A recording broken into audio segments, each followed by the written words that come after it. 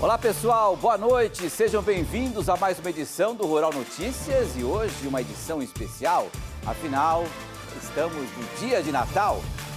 Na edição de hoje vamos resgatar os fatos que marcaram 2024, um ano de extremos climáticos. As medidas que o governo gaúcho anunciou para tentar aliviar a crise vivida pelos produtores. Um ano que também entrou para a história com o maior número de focos de incêndio da história no estado de São Paulo. No norte do país, foi a falta de chuva que fez com que o nível dos principais rios do Brasil e do mundo caísse drasticamente. A avicultura do Paraná registra bom desempenho em 2024, com boas perspectivas para 2025, mas rentabilidade do produtor ainda requer manutenção. E vamos relembrar ainda, no quadro Calçando a Botina, Luísa Cardoso foi a Jaguariúna, no interior de São Paulo, para mostrar as regras e os bastidores da modalidade dos 3 tambores. Hoje é quarta-feira, 25 de dezembro de 2024 e o Rural Notícias está no ar. «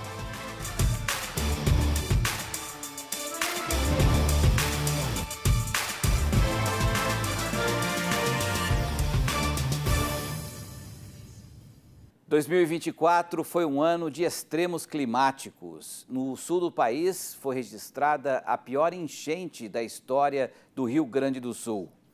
Uma tragédia que deixou mais de 180 vítimas, além de um estrago incalculável. Os incêndios se alastraram por quase todo o Brasil diante de condições extremamente secas. E no norte e centro-oeste, os principais biomas do Brasil, Pantanal, Amazônia, também sofreram com a falta de chuvas.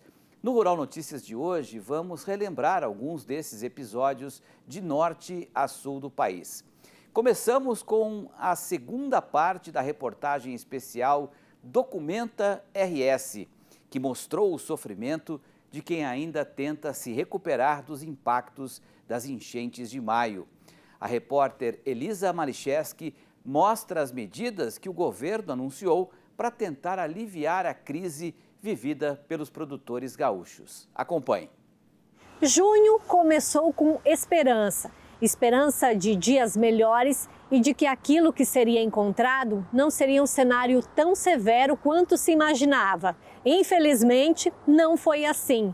Os gaúchos encontraram um estado destruído, mas com gente trabalhadora que luta pela reconstrução.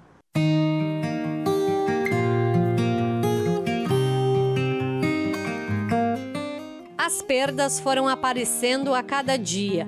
Na soja, lavouras alagadas em diversas regiões e muitas que ainda estão cheias de água até os dias de hoje. Grãos podres jogados fora, junto com a expectativa de uma retomada.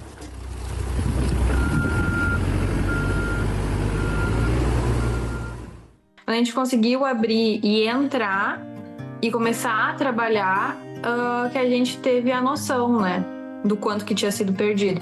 Aí a gente começou a tirar a soja boa e de forma manual agora. Então essa soja aqui ficou pelo menos 20 dias embaixo d'água.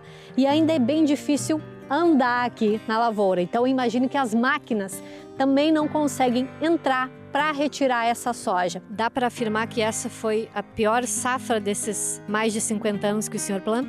Certamente, foi a pior safra. Foi ruim de plantar e pior de colher. E agora? Vamos de novo. Eu já sou calejado, planto arroz há 53 anos de arroz. O 54 foi só soja esse ano. E não foi só nos grãos. A nossa safra de nozes, ela foi atingida devido às últimas catástrofes que ocorreram em maio deste ano. Elas já tinham sofrido uma redução na produção por causa da polinização, que houve chuvas nesse período. Então, perdemos cerca de 30% a 40% da produção.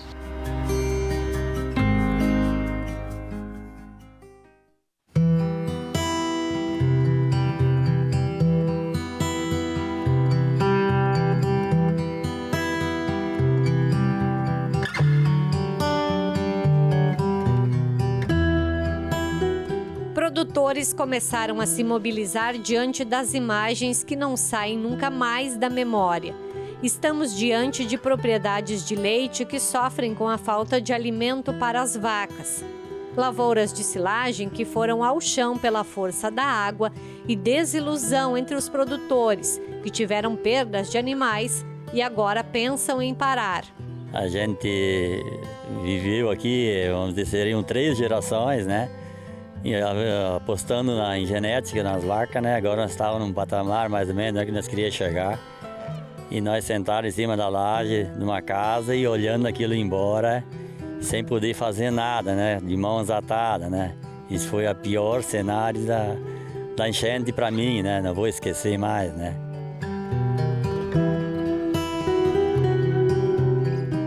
Nas horas que tu via que elas estavam morrendo afogadas, o pior momento, né?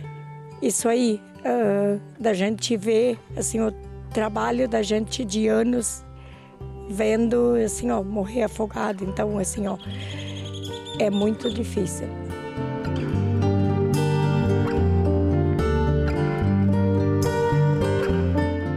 A última foi a mais alta que eu já vi. Derrubou tudo, né, aqui na região. Até 3 pontos foi o rio, levou milho bonito e caiu, né, e derrubou tudo.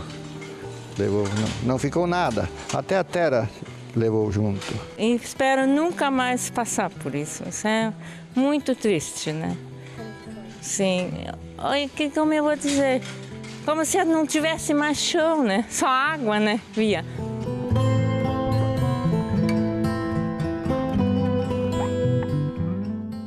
Além do que já vimos de lavouras afetadas, outro problema surge.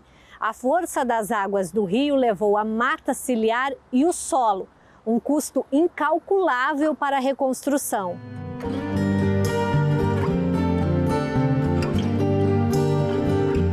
Especialistas calculam que em muitos locais essa recuperação pode levar décadas.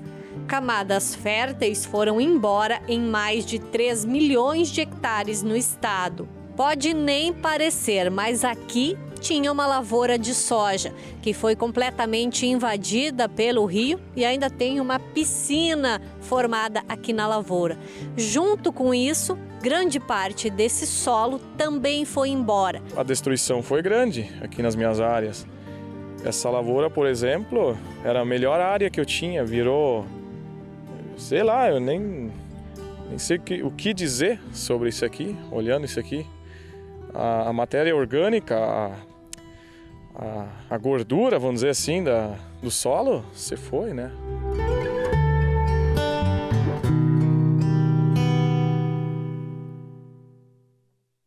Em meio a isso, algumas coisas começam a se normalizar. A 47ª Expo Inter é anunciada para agosto, após o Parque de Exposições ter ficado 20 dias alagado.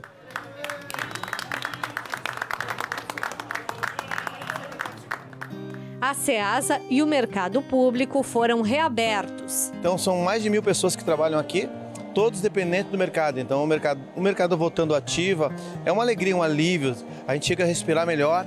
Mas estamos trabalhando duro para conseguir sobreviver e manter os clientes abastecidos e sustentar todo mundo, vamos dizer assim. A onda de solidariedade invade o agro. Arrozeiros se mobilizam e secam o aeroporto Salgado Filho. Vamos secar o aeroporto! Vamos lá! Enquanto isso, um anúncio polêmico acirra ainda mais os ânimos. O governo quer comprar arroz estrangeiro. Não consigo entender esta medida e isso, além de nos provocar surpresa, nos provoca até uma certa revolta, digamos assim, porque os produtores estão precisando de assistência. Produtores gaúchos aguardam por medidas de socorro, renegociação de dívidas e recursos para poderem continuar na atividade. Protestos mobilizam todo o estado. A toda a terra sirvam nossas façanhas, de modelo a toda a terra. E a gente já vem acumulando dívidas de 3 anos de seca. porque a gente vai lá, enterra adubo, enterra semente, bota todo o nosso capital embaixo da terra e olha para cima. E será que nós vamos conseguir colher? Será que nós vamos conseguir o nosso sustento para continuar na atividade? Por 3 anos nós engolimos. A gente até então não tem nada, né? Só tem conversas, por exemplo, coisas concretas, não se tem nada em termos de auxílio, né? O tratoraço já estava marcado antes da divulgação da medida provisória 1247 e ganhou mais força após o anúncio, já que, segundo o setor, grande parte dos produtores não ficam contemplados por ela.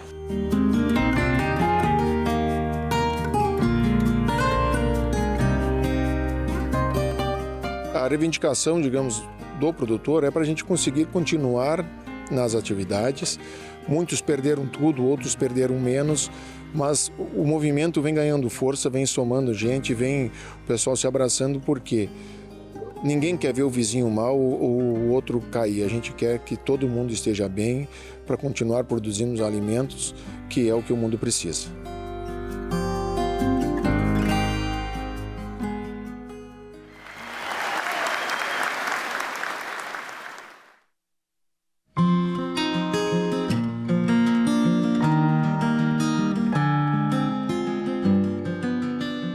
O trigo que já germinou se desenvolve bem, beneficiado pelo frio das últimas semanas.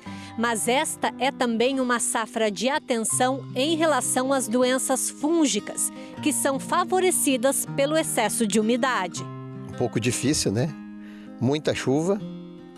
E quem não conseguiu fazer o plantio, que estava esperando para plantar um pouco mais da tarde, está sem plantar até hoje, né? Que o clima, vocês estão vendo aí que está bem, o solo bem encharcado.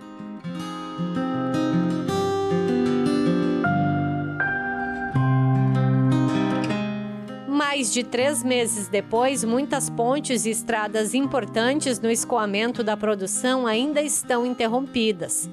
Algumas estruturas devem ser recuperadas somente daqui a alguns anos, o que dificulta o escoamento da produção.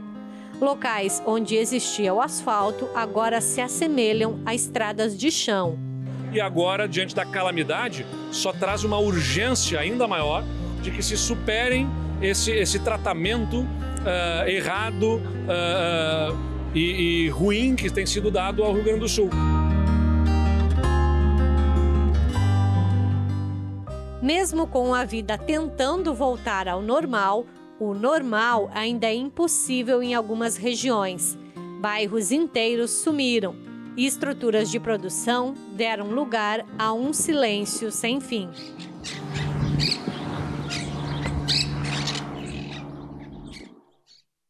Se vier mais uma, é levantar o boné e sair correndo, porque não tem mais sangue para aguentar isso aí, não tem. É muita... 3 enchentes Na realidade foi 5 enchentes em 8, 9 meses foi, né? Então não tem mais o que fazer.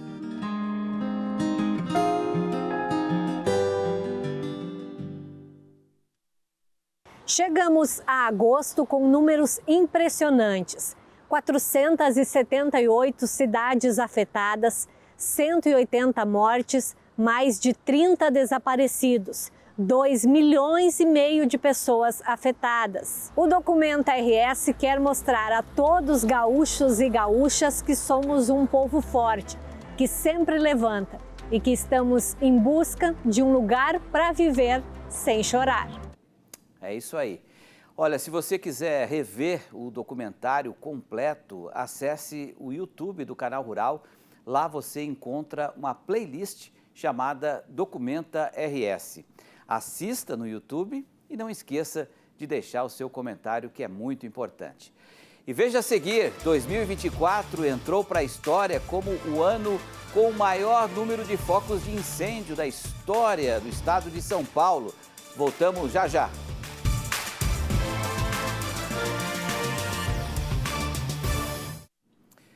2024 ficou marcado também como o ano com o maior número de focos de incêndio da história no estado de São Paulo. Produtores rurais tiveram perdas em canaviais, seringais, pastagens e áreas de preservação permanente. Há 3 meses, a repórter Luísa Cardoso Costa e o cinegrafista Caio Finato viajaram para o interior do estado, onde encontraram histórias emocionantes de gerações de trabalho perdido. O típico cenário colorido do interior de São Paulo foi tomado por fumaça e cinzas. O fogo se alastrou rapidamente na propriedade do Jorge Toledo, na região de Monções, no oeste paulista. 100 hectares de APP, área de preservação permanente e 200 hectares de cana-de-açúcar foram queimados. A APP, isso aqui é um prejuízo que eu não sei mensurar e também não sei como que vai retornar. A cana, perdemos em torno de 30%, 30% a 40% da produtividade. Né? A pastagem vamos ter que reformar toda, né? Queimou tudo. Cerca, queimou tudo. Né? Então, financeiramente, assim, eu não sei te falar o número correto, mas foi muito alto, foi muito grande. Os tratos culturais da cana vão ser muito complicados, porque vão ser todos ao mesmo tempo, né? A cana está começando a brotar, a compactação do solo foi muito grande, porque colheu sem palha. Então o herbicida vai ter que ser diferente, vai ter que mudar muita coisa, né? E a gente tinha uma programação para fazer esses tratos culturais, mudou tudo. De acordo com a Orplana, a Organização de Associações de Produtores de Cana do Brasil, mais de 181 mil hectares foram queimados em São Paulo até agora. O prejuízo já supera R$1 bilhão, incluindo manejo e custos de replantio. Essas canas, essas maiores, né, com mais idade, você ainda consegue colher, tem uma perda aí de 50%, 48% de biomassa, né, ou até, obviamente, mais, dependendo do estágio e como que aquela cana está. Na palhada você acaba perdendo totalmente essa cana, aquela cana de 2, 3, 4 meses, ela vira pó. 2024 registra o segundo maior número de focos de incêndios da história do estado de São Paulo, de acordo com o INPE, o Instituto Nacional de Pesquisas Espaciais. As medições começaram em 1998 e o recorde de 2010, como pior ano de queimadas, está prestes a ser renovado. A temperatura acima dos 30 graus, a umidade relativa abaixo dos 30% e as rajadas de vento acima dos 30 km por hora contribuem para que os focos de incêndio se espalhem facilmente. Foi o que aconteceu nesta propriedade. As rajadas de vento facilitaram o caminho do fogo, que em 4 horas incendiou a APP. Toda a ajuda que Jorge teve de agentes da prefeitura e voluntários no combate ao fogo não foi suficiente. O vento facilitou o caminho das chamas até a fazenda vizinha em Turiúba. Foi em direção à mata e ao seringal do Juliano Bini. 6 alqueires de mato queimou em, 20 minutos. E aí alastrou. Minha seringueira é plantada em volta do mato. Então, do mato, abriu, não teve o que a gente fazer. A gente teve que cuidar de salvar pasto, gado, benfeitoria. E a seringueira acabou ficando... A gente, como é mais difícil de combater o fogo nela, porque você não anda com o caminhão, nem com o trator entre as árvores, né? A seringueira é uma árvore que demora cerca de 9 anos para começar a produzir o látex. Essa é uma planta em condições normais. E essa é uma árvore incendiada, que não tem seiva mais. Assim como esse, outros 15 mil pés foram completamente incendiados. Vocês estão vendo as árvores inteiras, dá a impressão que, né, vai recuperar. O fogo corre no chão, ele vai por ser entre safra tem mais folha, ele corre no chão, aí ele cozinha as árvores, ele fecha os vasos das árvores e as árvores param de produzir. Vão ter árvore aqui que se eu não arrancasse, a maioria, aliás, ia ficar aí, não ia morrer, mas ela aí não produz mais. Então, por isso, o prejuízo foi tão grande, né? Não tem o que fazer, tem que arrancar. Gastar para arrancar ainda. A história se repete em outros pontos do estado de São Paulo. No período entre 22 a 24 de agosto, os focos de calor se concentraram em áreas de uso agropecuário, é o que aponta o IPAM. um par de horas, ou seja, num curtíssimo espaço de tempo, apareceram dezenas de focos de incêndio no estado de São Paulo. Esse é um fenômeno que não existe precedente e não tem também explicação na natureza. Fogo, em geral, acontece no estado de São Paulo, na região central do Brasil, muitas vezes causados por raio, causados por, enfim, outros fenômenos, além das queimadas provocadas para reformar a pastagem e tal, mas nunca nessa intensidade e num prazo tão curto de tempo. As cenas do fogo consumindo as lavouras representam uma ameaça à oferta de alimentos e energia, mas também à saúde pública, fauna e flora, ao equilíbrio do ecossistema. Um grande dano emocional de gerações que cresceram naquelas terras e foram obrigados a assistir, impotentes, tudo queimar. Primeira vez na vida que eu achei bom meu pai não estar lúcido, para ele não enxergar isso aqui, porque ele não está sabendo o que está acontecendo, sabe? É triste demais. Chegar e ver a propriedade da gente desse jeito assim, não dá. Não sobrou nem cobra aqui, não tem mais nada.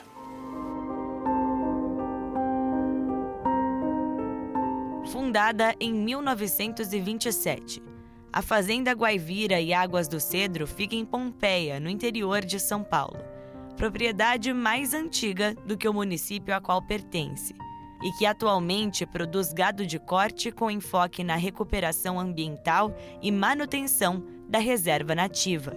São mais de 1.000 hectares de mata, muito mais do que é exigido por lei da área de preservação.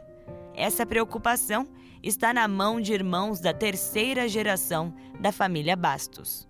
Começou com meu pai, quando ele assumiu, ele começou com um trabalho de conservação de solo bastante forte. Fomos pioneiros aqui na introdução de curva de nível, de conservação de solo, nessa parte de uso e ocupação, de recuperação de áreas degradadas, integração de maciços de mata que estavam isolados. A gente tentando mostrar para a sociedade a importância dessa reserva aqui, bastante significativa aqui no oeste de São Paulo, uma região que tem muito pouca mata, uma região bastante acidentada, com problema de água muito sério, de abastecimento de água. A gente começou a identificar muito animal quando esse trabalho começou a se intensificar, coibindo caça, a própria mentalidade da população mudou de um certo número de anos aí para cá, então isso possibilitou realmente uma povoação melhor, aí, um povoamento mais intenso aí de animais de grande porte na mata aqui, que tem tamanho, tem capacidade de suportar isso.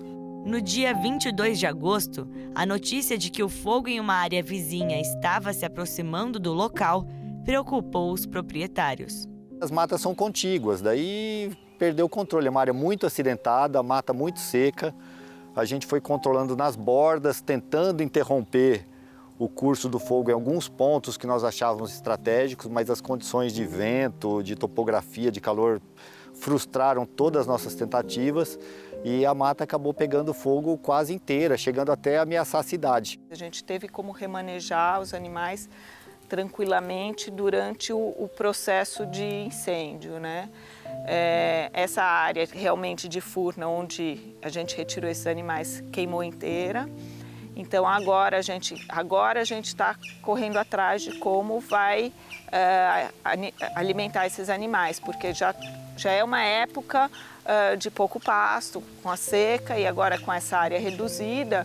Então a gente tem que abrir mão de outras fontes de alimento. E o prejuízo da mata, assim, esse é incalculável.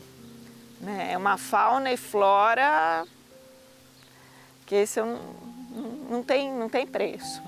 Demorou um pouco para as pessoas se conscientizarem de que era séria a coisa. Daí realmente veio a estrutura de defesa civil, bombeiros. Não só o pessoal do agro, os proprietários rurais, os produtores rurais vizinhos, mas pessoal do comércio, das indústrias, voluntários mesmo, estudante, o que tivemos de apoio do pessoal, assim, o que vocês precisam, vamos aí, de virar a noite aqui, de estar acompanhando, de estar olhando tudo junto com a gente, esse apoio foi fora de série. Os animais que viviam na floresta não foram mais localizados. As florestas protegem as nascentes, protegem os córregos, protegem os rios, então tem um papel fundamental para garantir o fornecimento de água em quantidade, água limpa, dentro da fazenda, não só para o uso das suas instalações, mas também para a irrigação. Geralmente as matas estão nas áreas de menor aptidão agrícola e de risco à erosão, então as florestas também contribuem para a conservação do solo. A biodiversidade, mesmo aquela invisível dos pequenos insetos, das bactérias e fungos, é extremamente também importante para o equilíbrio ecológico da produção agropecuária. Os insetos são importantes para a polinização e para a maior produtividade. Então as florestas entregam muitos serviços, chamados serviços ecossistêmicos, para o produtor rural, seja aumento de produtividade, proteção da água e do solo e a própria beleza cênica e esse prazer de ter a natureza preservada. Com um cenário de extremos climáticos, o produtor rural precisa se adaptar a novas práticas de produção. A gente tem que fazer a agricultura de uma forma diferente, colocando cada vez mais árvores nos sistemas produtivos, nas lavouras, porque as árvores causam sombra, elas ajudam a retenção de água e nos ajudam a transitar, a se adaptar a esses momentos extremos. Desde praticamente dos 7 anos que eu não saio daqui da fazenda, então é emocionante, a gente sente muito. Nasci vendo essa mata e cultivando essa mata e vendo meu pai brigar com caçadores, pessoas que entravam para tirar cabo de enxada. Eu cresci, isso faz parte da minha vida, assim, proteger essa mata. Aquela peroba e aquele ipê lindos, que a gente tem várias fotografias queimando. É doído.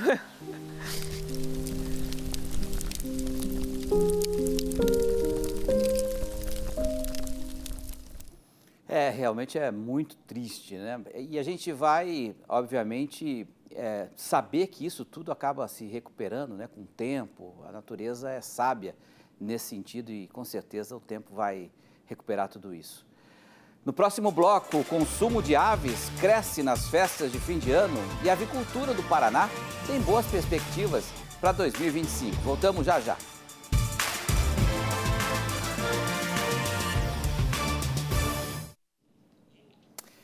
Diferente do sul, que teve muita chuva, a região norte do país sofreu com uma forte estiagem em 2024. Foi uma das piores já vividas pela população.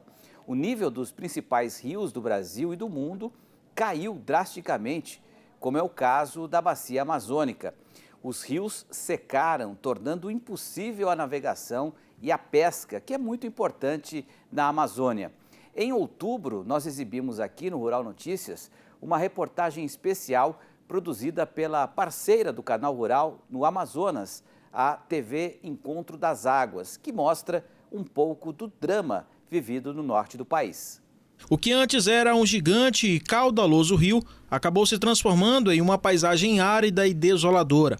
Conforme dados históricos, nos últimos 13 anos, o processo de cheia e vazante tem ocorrido de forma intensa e com maior frequência. Desde 2011, o Amazonas tem registrado secas severas que têm preocupado a classe científica e também a própria população. Os fenômenos climáticos, eles atuam na bacia normalmente em anos conjugados, como é o caso do El Niño. Então, o El Niño é pouca chuva no Pacífico, que influencia as cabeceiras. Então, o El Niño, ele permaneceu na bacia atuando até junho, então ele impactou, de certa maneira, a fase das subidas, de todos os postos. No Rio Madeira, o cenário é de pleno deserto. O que antes era um rio caudaloso, com mais de 400 metros de largura e que media até 25 metros de profundidade, hoje registra sua cota na casa dos 8 metros. Navegar por aqui pode ser extremamente perigoso. Nesse vídeo, um barco bate por várias vezes em pedras no leito do Rio Madeira.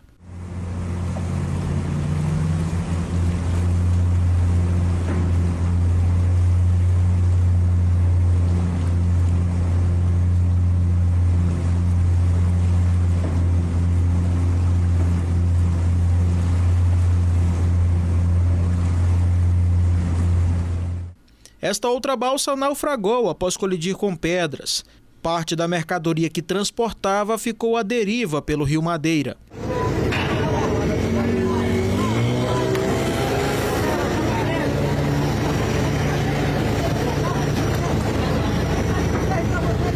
Nas margens dos rios da região, comunidades ribeirinhas sentem os efeitos diretos dessa estiagem. Seu Raimundo Viana enfrenta a lama por um bom trecho até chegar no pouco de água que restou para navegar e conseguir chegar até o local onde está indo pescar, no leito do rio Amazonas. Sai para pescar, o pessoal que mora para dentro dessa comunidade aí, tem esse sacrifício que tem que ir rasgando lama. Todo santo dia. O pessoal que estuda, que trabalha, olha, isso aqui tudo esses botes aqui, tudo é do povo que mora aqui para dentro. A baixa dos rios tem impactado diretamente na atividade da pesca. Tá difícil. Olha, nós saímos de casa 1h da tarde.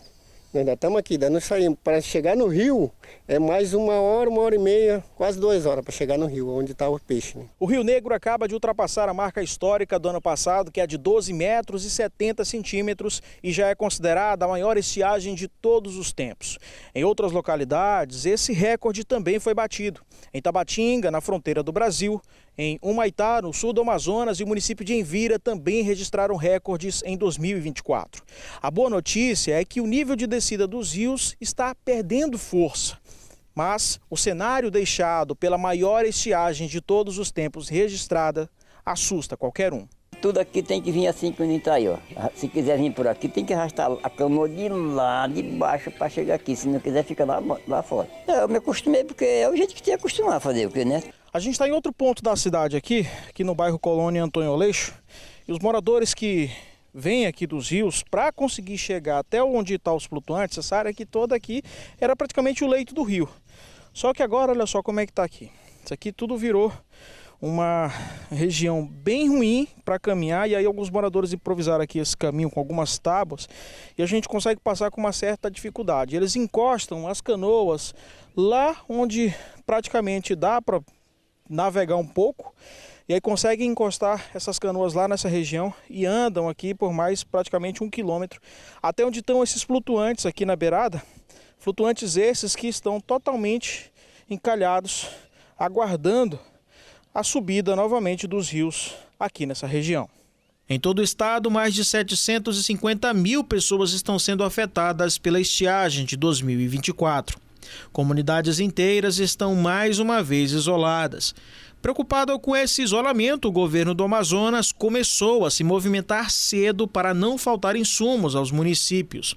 Mais de 200 toneladas de medicamentos, além de 2.000 toneladas de alimentos, foram encaminhados para as regiões mais propensas a enfrentar os problemas relacionados à baixa dos rios. Tradicionalmente, dezembro representa um período de maior demanda no setor de aves por conta do Natal e do Ano Novo.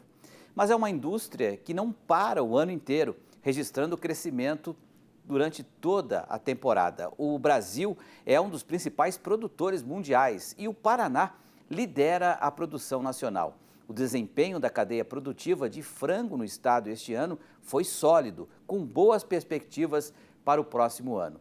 Veja na reportagem da série Retrospectiva e Perspectiva com a Valéria Burbello.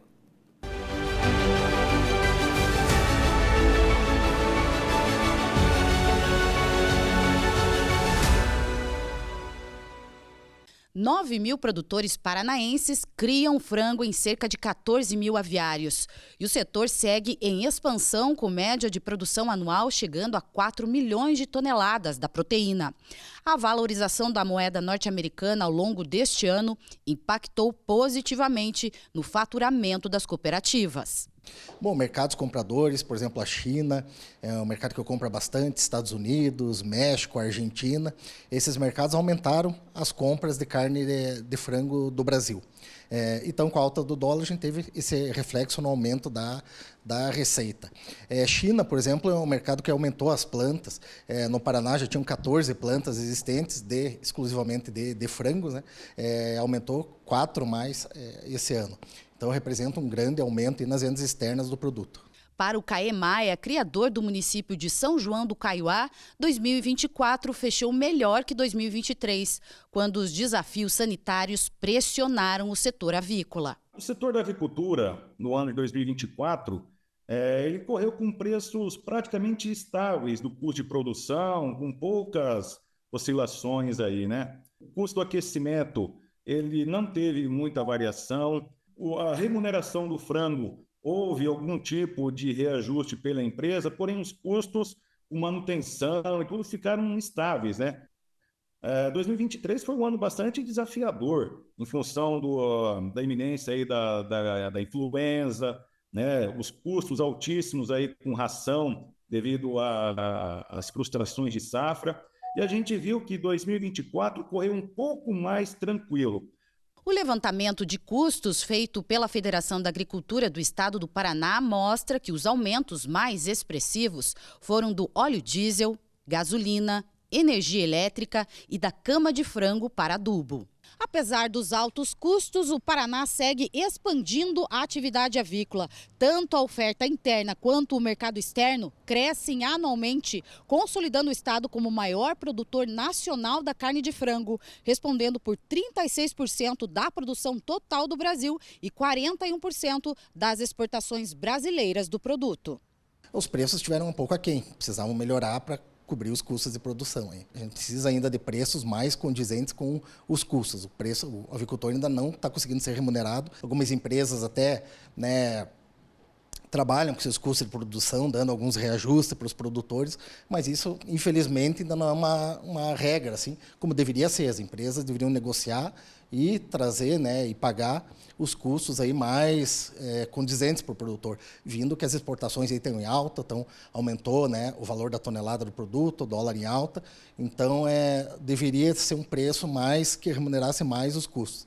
Mas a gente nota que as empresas estão fazendo um grande investimento em novos matrizeiros, em novos incubatórios, em novos parceiros para a recria, né, das galinhas. E então, a expectativa, depois desse cenário de 2024, é que para 2025 a gente mantenha essa estabilidade nos valores do custo de produção. Haja visto aí o grande incremento que a gente está tendo, né, a previsão de safra 24 e 25, né, para a colheita aí de soja e milho, e esperar que o mercado continue avançando, né, abrindo novas fronteiras, e com isso vai continuar dando segurança para nós avicultores continuarmos investindo na atividade.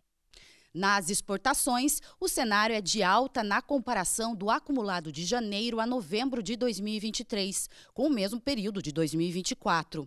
Os embarques registraram um aumento de 5%, passando de 1.350.000 toneladas no ano passado para 1.940.000 toneladas este ano.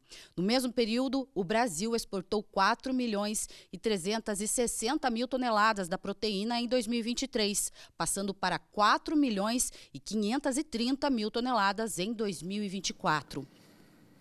No próximo bloco, vamos rever uma reportagem especial sobre as regras e os bastidores da modalidade dos 3 tambores. Eu volto já já.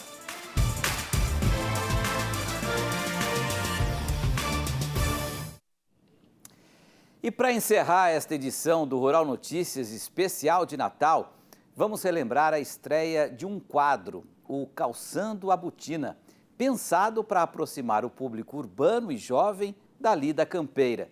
Conhecemos um pouco mais da produção de mirtilos, até se transformar em um delicioso doce. Fomos até uma fazenda de chás, né? Passamos por um aras de mini cabras e pôneis e também acompanhamos um dia de prova na modalidade de rodeio dos 3 tambores.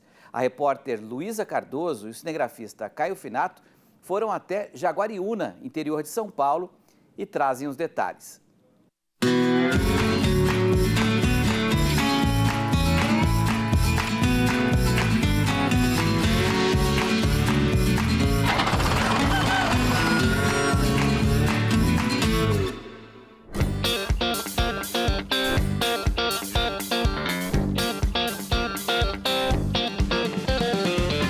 Vem comigo para um dia de rodeio. E eu não tô falando de montaria em touros e nem dos shows.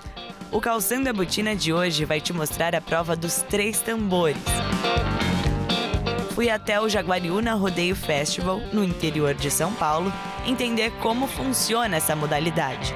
A competidora e seu animal, eles têm que contornar um percurso de 3 tambores, 360 graus, né, cada um, no menor tempo possível. Então é uma briga contra o cronômetro, né?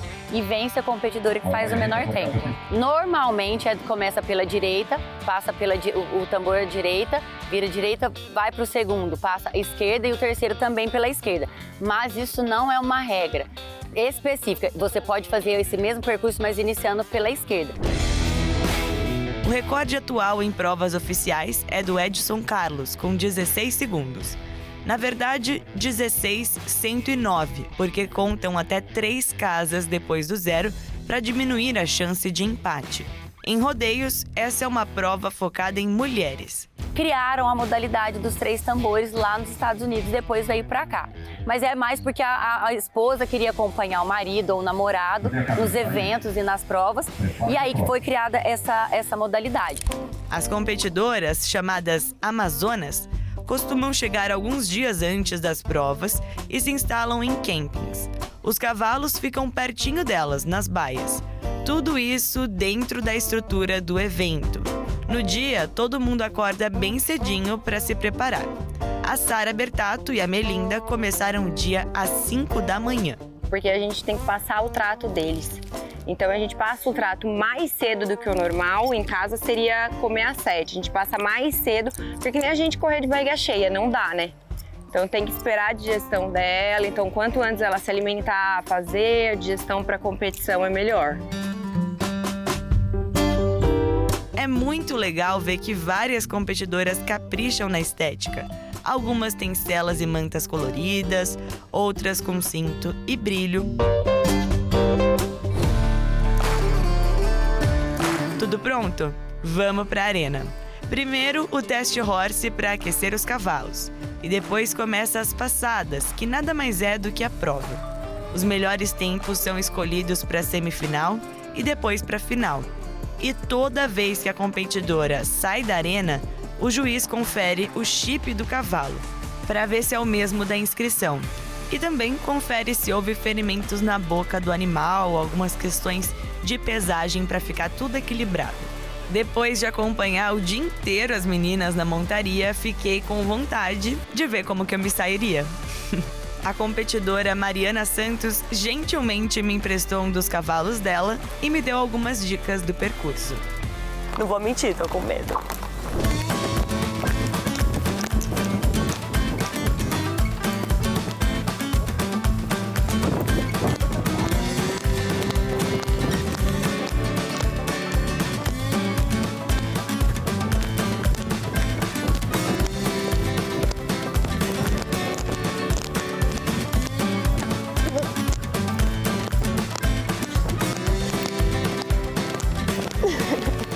Eu amei isso aqui, gente, sério.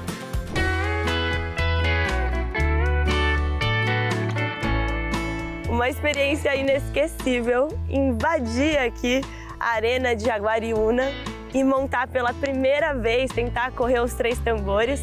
É claro que de uma maneira completamente amadora, mas vai ficar na memória para sempre.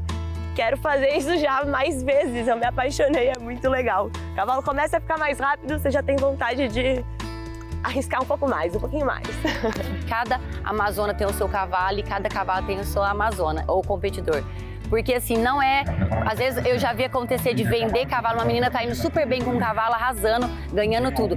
Aí vem outra pessoa, compra aquele animal e ela não vai bem, porque não se adaptou. Então assim, é muito importante essa junção, essa intimidade mesmo. Então assim, eu acho que a primeira coisa é amar os cavalos, gostar da modalidade, começar a procurar um centro de treinamento e aí começar a sua carreira e ir longe. Quem começa, não larga nunca mais.